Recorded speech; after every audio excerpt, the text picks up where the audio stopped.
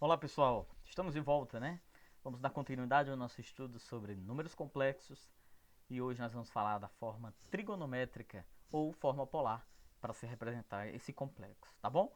Então preste muita atenção que a partir de hoje nossa aula toma um rumo muito mais importante, vamos dizer assim, mais que necessita da sua atenção muito mais redobrada, tá bom? Em eventuais dúvidas você pode pausar o vídeo, pode retomar e rever a explicação. Então, vamos em frente. Veja que nós saberíamos, na verdade, nós sabíamos que o número complexo, em sua escrita algébrica, era escrita da seguinte maneira: z igual a a mais bi, certo? Com o passar do tempo, nós avançamos e nós percebemos que esse número ele tem uma representação geométrica, onde o componente hipotenusa, ou vetor, para esse número complexo, ele é representado pelo módulo, né? Ou ρ, aqui representado neste formato. Se nós tivéssemos mais um tempinho, eu ia mostrar a vocês de onde saía a forma trigonométrica, né, dessa escrita. Em aulas anteriores, nós chegamos a descobrir, a deduzir quem é o cosseno do ângulo e quem é o seno do ângulo, ou seja, quem seriam os argumentos para aquela inclinação daquele vetor. Então, a forma trigonométrica ou forma polar assume essa postura, dado que aqueles valores A e B foram traduzidos, foram escritos, né, em relação aos componentes ortogonais de um plano complexo, também chamado de plano de Argand-Gauss. Por isso que a forma trigonométrica tem esse formato, tá? Z igual a ρ, que multiplica o cosseno desse argumento, mais I vezes o seno do argumento, tá bom? No eventual dúvida do entendimento dessa fórmula, você pode vir no meu privado, né, que a gente faz essa demonstração, para o nosso vídeo não ficar aqui tão grande, tá bom? Então vamos em frente, vamos logo pegar um exemplo. Como que é possível escrever esse número complexo, que está escrito, né, aqui na forma algébrica, para a forma trigonométrica e ainda representá-lo geometricamente? Vamos lembrar que A é menos 1 e que A é 1, tá? Portanto, a primeira coisa que a gente tem que perceber é que na escrita para essa forma trigonométrica, a gente tem que determinar quem é esse módulo, quem é esse ρ, e o argumento, obedecendo a uma condição de existência, né? Esse argumento ele precisa ser maior ou igual a zero e menor que 360 graus, que é o equivalente a 2π, tá bom? Então, relembrando, A vale menos 1 e B vale 1. Calculando então esse módulo, nós teríamos o módulo de z, ou ρ, é igual a raiz quadrada de a ao quadrado mais b ao quadrado. Ou seja, ρ é igual a raiz, quem é a? Menos 1. Lembra de colocar isso entre parênteses, né? Porque essa base negativa faz parte do a. Tudo isso ao quadrado, mais o b, que é 1 ao quadrado. Portanto, menos 1 ao quadrado dá 1, mais 1 ao quadrado, que é 1. Ou seja, o ρ vai ser raiz de 2. Tranquilo? Pronto, de posse do ρ, vamos partir para a escrita desses argumentos. Então, vamos calcular. Quem é o cosseno? Lembra como é que calculou o argumento? O cosseno do ângulo θ é A sobre ρ. E o seno do ângulo θ é B sobre ρ. Portanto, o A a gente já sabe, é menos 1. Dividido por ρ, que a gente acabou de descobrir, que é o módulo, raiz de 2. Sabe-se que a gente não pode deixar, né, esse radicando com denominador em formato irracional. A gente tem que racionalizar ele. Então a gente multiplica por raiz de 2 em cima e embaixo. Então a gente fica com menos 1 vezes raiz de 2, menos raiz de 2. Raiz de 2 vezes raiz de 2 é raiz de 4, ou seja, 2. Tá bom? Calculando esse seno, nós temos b, que é 1, né? Tá aqui, ó, sobre o módulo, que é raiz de 2. Mais uma vez, a gente faz o mesmo princípio, racionaliza, fica raiz de 2 vezes 1, raiz de 2. Raiz de 2 vezes raiz de 2 é o próprio 2. Tá bom? Agora, a grande discussão nossa é, poxa, quem é o arco de seno e o arco de cosseno que tem como resultados esses valores? Ou seja, para o seno, o resultado dar raiz de 2 sobre 2 é fácil, né? Até de cabeça a gente lembra, seria 45 graus, né? Mas e para o cosseno da negativa? Né? A gente agora tem que conjugar essas duas informações. Quando é que o seno é positivo e quando é que o cosseno é negativo? Em qual quadrante? Já pensou aí, hein? Vamos recordar? O seno é positivo no primeiro e no segundo, e é negativo no terceiro e no quarto. E o cosseno? é positivo no primeiro e no quarto e negativo no segundo e no terceiro. Portanto, só vai coincidir essas duas situações se for no segundo quadrante, né? Que o seno é positivo e que o cosseno é negativo. Vocês me compreenderam? Então a gente tinha que buscar um ângulo que fosse côngruo a 45 graus. Um ângulo côngruo a 45 graus, ou seja, que fosse também suplementar a 45, só se fosse 135, né? Portanto, completando, se a gente pegar 135 e a gente fosse escrever em formato de radiando, lembra como é que a gente faz isso? Para você que está assistindo essa aula pela primeira vez, né, e ainda não acompanhou, 135 graus, vou fazer essa escrita aqui, ó. Desculpe aí a letra, que a gente não está usando uma mesa digitalizadora, né? 135, o que é que a gente faz? Multiplica por 1. Por 1 que dá certo, ou seja, π sobre 180, não é isso? Muito bem. Agora é só simplificar. Eita, que 180 ficou horrível. Então, quem é 135 e quem é 180? Existe um número que é divisível ao mesmo tempo por eles dois? Existe, né? Esse número é 45. 135 dividido por 45, 3. Tá? Repete o π, né, aqui em cima. E 180 dividido por 45 é 4, né? Pronto. Então a gente chega a esse argumento. Esse ângulo, portanto, é 3/4 de π. Tranquilo? 3/4 de π realmente obedece, né, a esse intervalo, que vai de 0 a 2π. Tá bom? Agora a gente pega a escrita da forma trigonométrica e traduz isso, né, lá daquela forma algébrica. Portanto, z é igual a, quem é o módulo de z? Raiz de 2, vezes o cosseno do argumento, 3/4 de π, mais i vezes o seno do argumento, que também, óbvio, vai ser 3/4 de π. Pronto, acabamos construindo a forma trigonométrica ou polar desse número complexo. Tranquilo, né? Fácil, tá? Então você precisa só rever como converter, então, graus para radiano e aprender como se escreve essa forma trigonométrica para fazer essa tradução, para fazer, na verdade, essa transformação. Tudo bem? Agora, a questão pede para a gente fazer uma representação também geométrica desse vetor, né? Desse número complexo. Então, vamos lá. O número complexo z vai ser representado por um vetor, como nós já sabemos, onde o seu módulo é raiz de 2. E sua direção... Ei, coisa boa, fomos contemplados, né? A sua direção depende do argumento. Vocês lembram quanto era o argumento? Era 135 graus, ou seja, 3... Muito bem, obrigado. Era 3/4 de π, né? O Galo me lembrando aqui. 135 graus é 3/4 de π, né? Portanto, como que a gente representa? Como que a gente vai colocar isso no nosso plano complexo? Então, lembra, o eixo x é o eixo real, o eixo y, ou das ordenadas, é a nossa... Ficou massa essa parte, né? É a parte imaginária do nosso complexo. Pois muito bem. Se você lembrar como que se escreve, qual era a origem dessa escrita trigonométrica, vamos trazer aqui pra gente. Era menos 1 mais i. Não era assim? Menos 1 mais i. Aqui é só pra a galera perceber onde é que a gente tá, né? Mesmo estando reservado, isolado, a gente tá trabalhando. Então, menos 1 mais 1i. Ou seja, o real é menos 1, tá aqui ele. O i, que é o b, né? Está aqui representado como par ordenado, ou seja, o nosso afixo seria menos 1 e 1. Esse ponto imagem, né? Pois muito bem, esse vetor tem esse comportamento porque, na verdade, essa abertura toda tem que compreender os 135 graus. Tá certo? Ou seja, para dar 135 graus, temos que recordar que isso vai cair lá no segundo quadrante, que vai de 90 a 180. Então, esse vetor não poderia ser aqui no primeiro quadrante, nem no terceiro, nem no quarto. Tudo bem, pessoal? Tranquilo? Muito bem.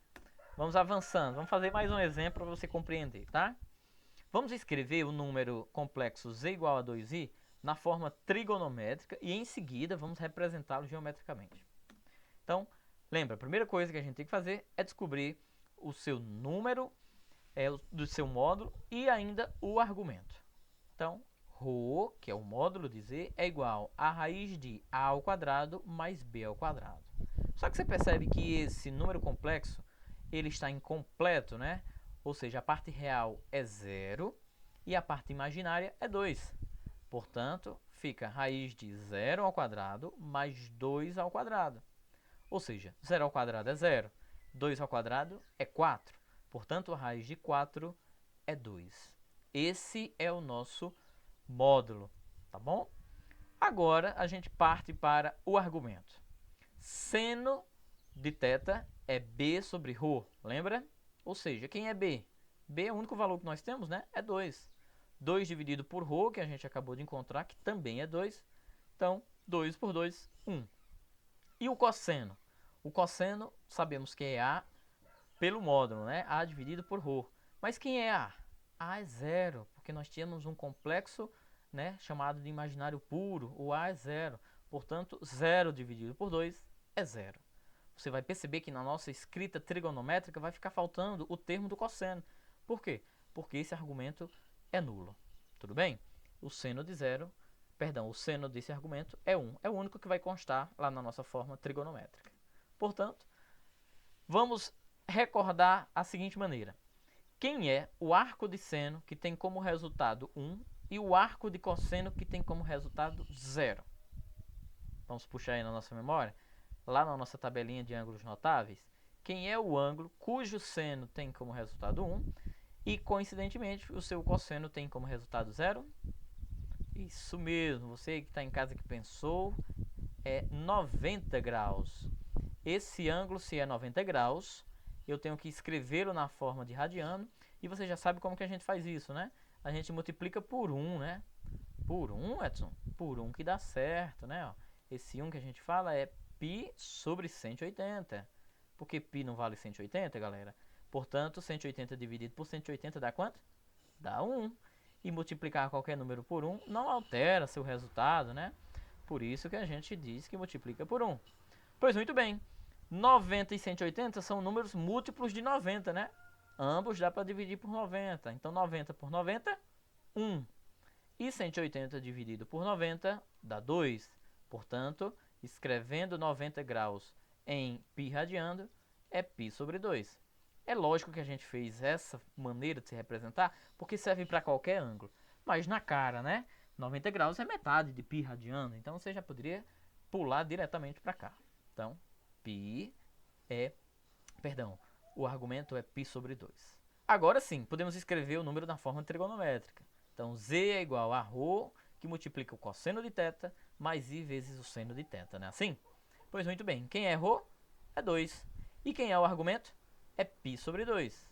Então, fica cosseno de π sobre 2, mais i vezes o seno de π sobre 2. Pronto, acabamos de escrever aquele número complexo z igual a 2i na sua forma trigonométrica. Aí alguém há de se perguntar, poxa, sempre vai ficar assim nesse formato mais difícil de se interpretar do que na forma algébrica? Sim, de certa forma sim, porque fica em função de duas razões trigonométricas.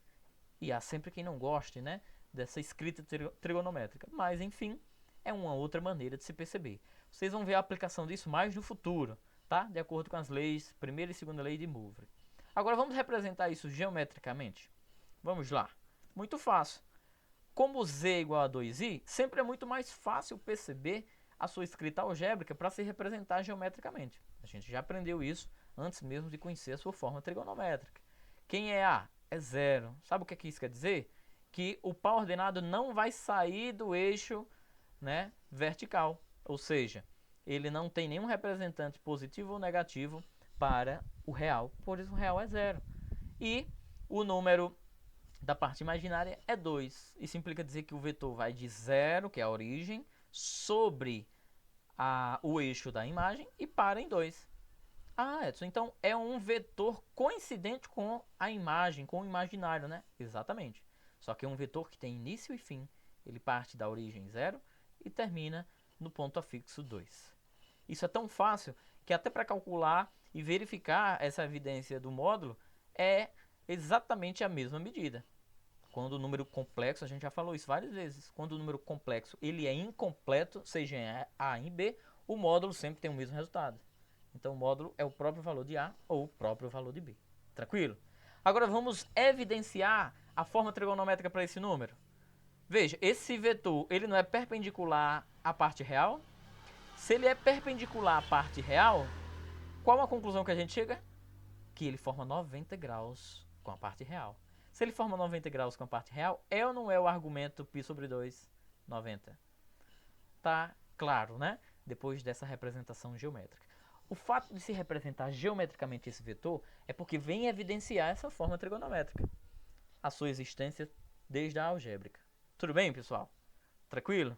Podemos avançar? Muito bem. Então, note. Agora, o que o slide vai falar é o que já foi contemplado da minha fala. Como Z é um imaginário puro, sua representação sempre é um vetor que fica em cima do eixo imaginário.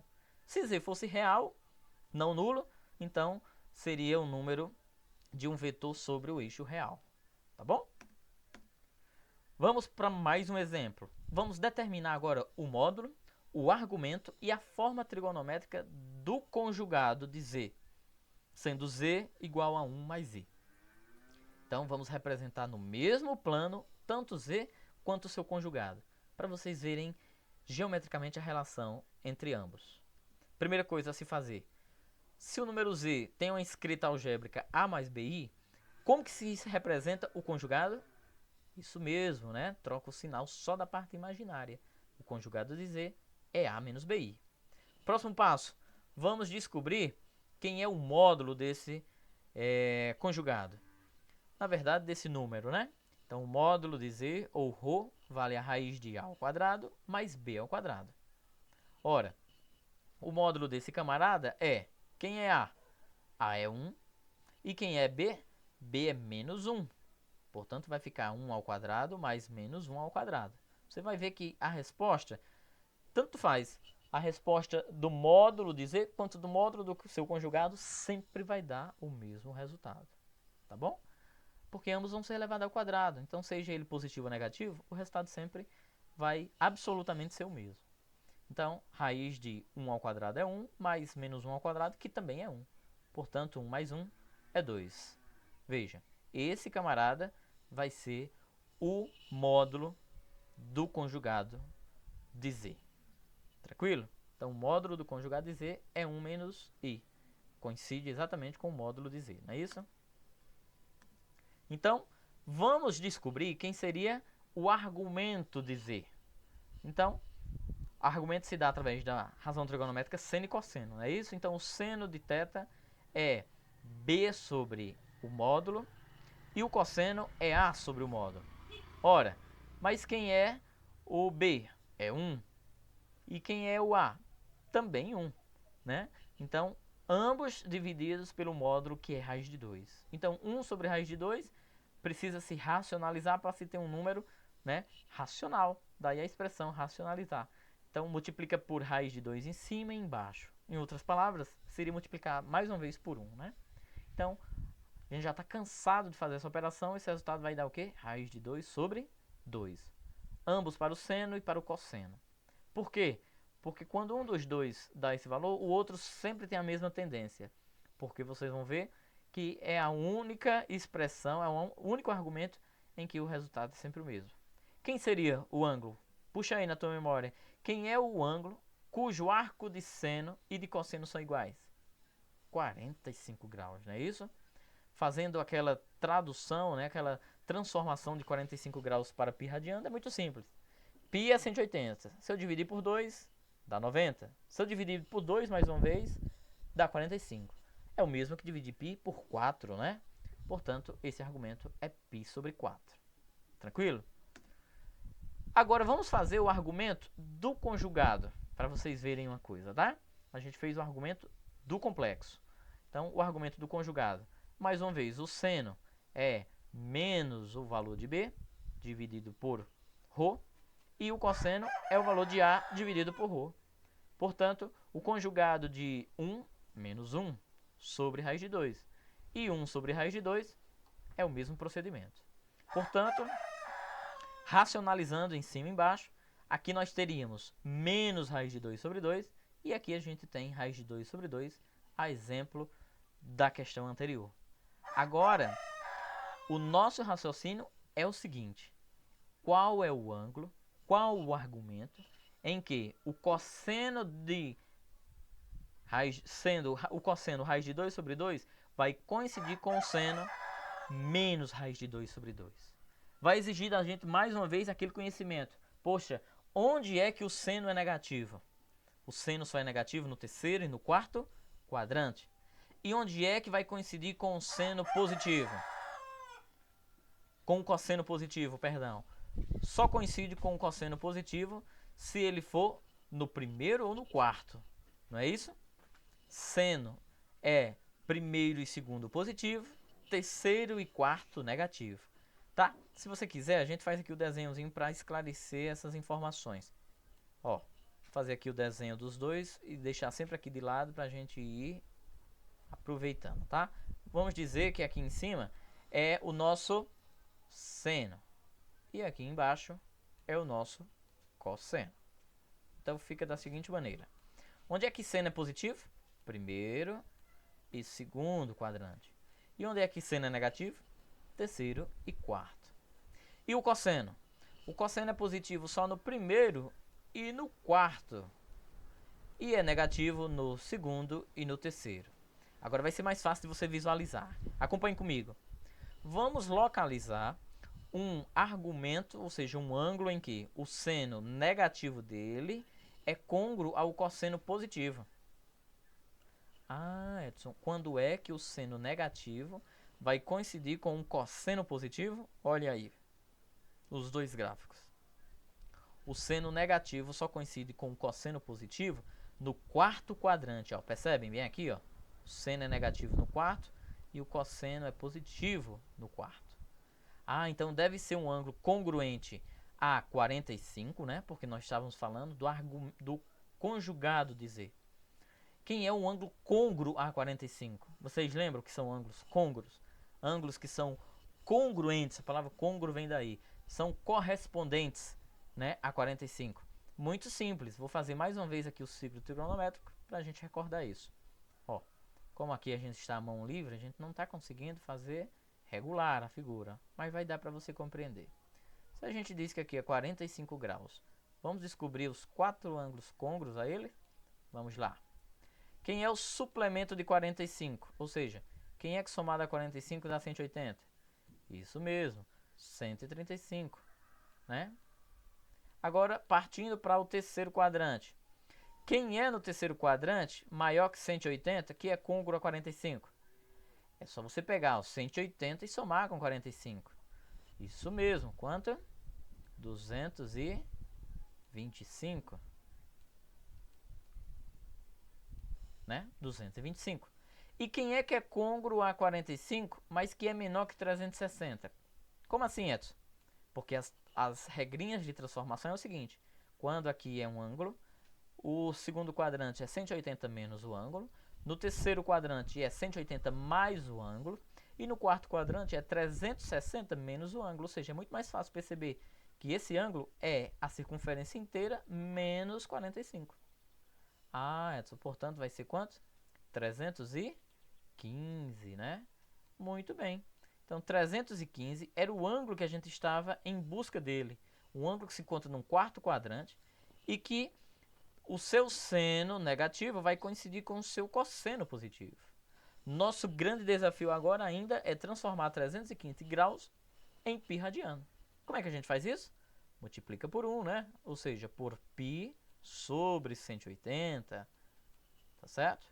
Aqui requer um pouco de cálculos, né, mentais, ou se você tiver aí à sua disposição uma folhinha de rascunho, você vai fazendo.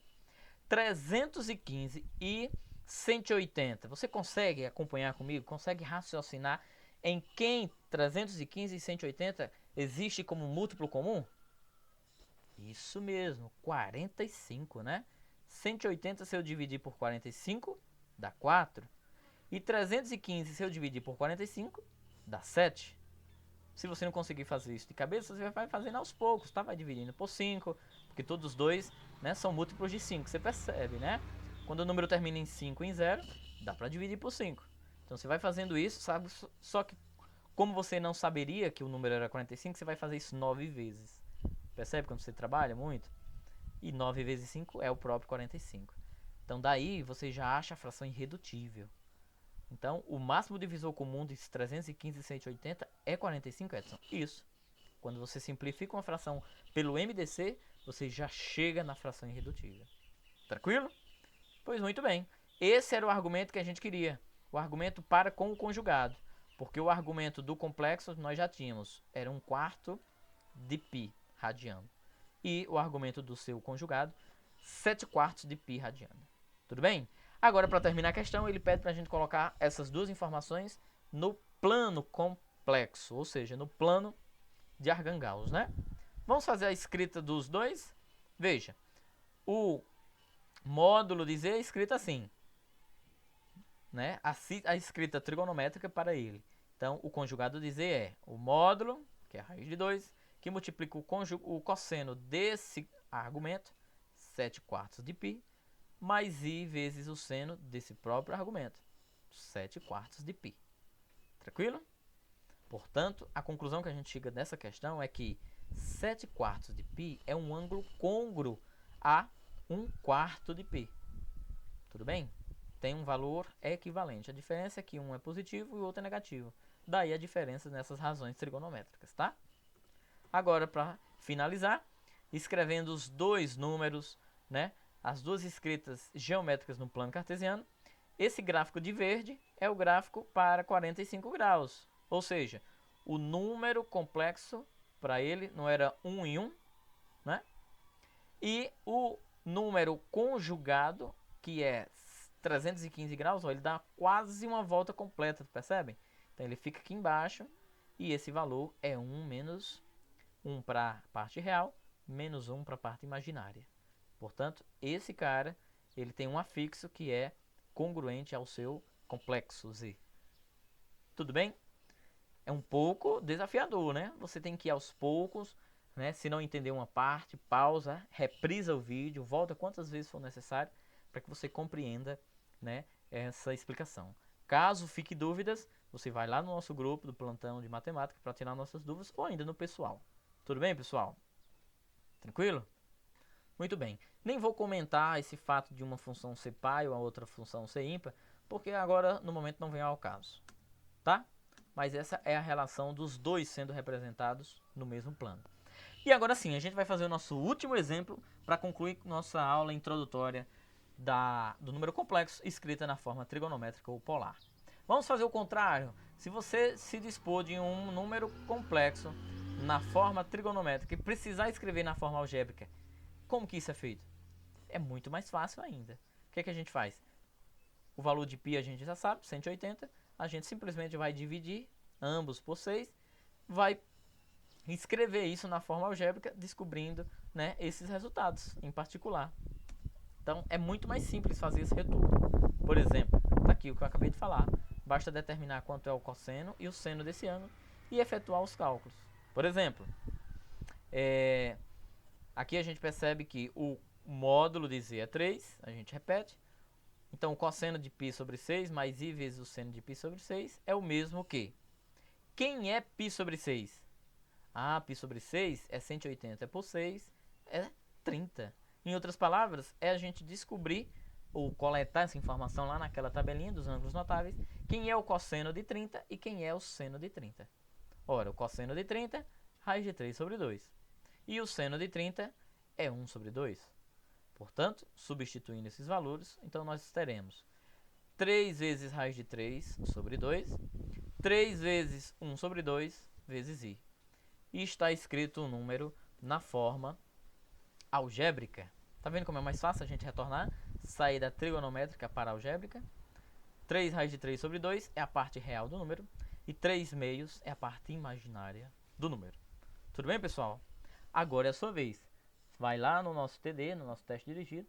Tenta colocar isso em prática nas questões. E não esquece de devolver na sexta-feira. Obrigado pela sua atenção e sua paciência. E até o nosso próximo encontro.